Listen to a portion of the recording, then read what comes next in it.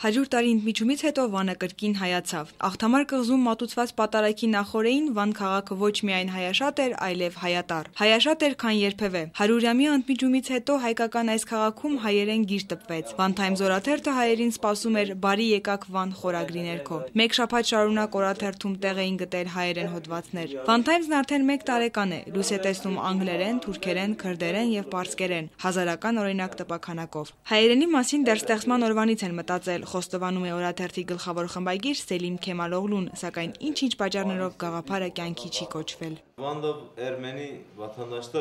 Վանում հայ բնակիչներ չկան։ Հայերենի պահանջարկ չլինելու պատճառով հայերեն տպագրելու գաղափարը կյանքի չկոչեցինք։ Շատերը զարմացան, բայց հայերենը այս հողի վրա 100-ամյակներ շարունակ խոսվել է եւ տպագրելը բնական էր։ Հանդուրժողականության համար չէ, որ գնացել ենք այս քայլին։ Սա մի անկեղծ ցանկություն էր։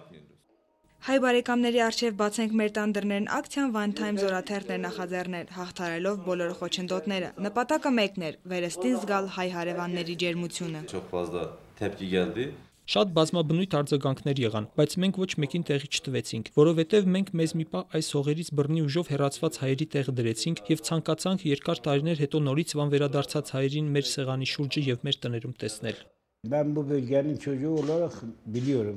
Մինչ օրս մահը ես արդեն լրագրող էի եւ հաճախ էի հարց ու փորձ անում։ Դեռ այն ժամանակներից գիտեի, որ այստեղ հայեր են ապրել։ Հիանալի հարևաններ էին, այնքան մտերիմ, որ առանց մեկ-մեկու սեղան չէին նստում։ Նույնիսկ հայրս հայերեն գիտեր։ Սա է ջերմ հարևանության վկայությունը։ Կողմնապահությունից զերծ այս օրաթերթը փափագ ունի 1 շաբաթյա հայերեն տպագրությունը վերածել մշտական էջի եւ 4 լեզուների կողքին ունենալ նաեւ 5-րդ հայերենը։ Եթե գտնվեն հայալեզու թերթեր, որոնք կցանկանան համագործակցել, ապա One Times-ը պատրաստ է տպագրել ցանկացած հոդված առանց սահմանափակման եւ խտրականության։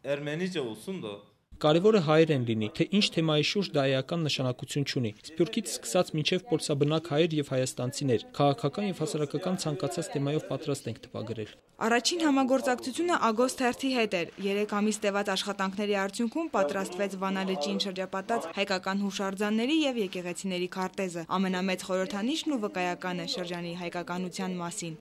Լիլիթ Գասպարյան, Հովհաննես Քյոսեյան, Երկիրն այսօր, Վան։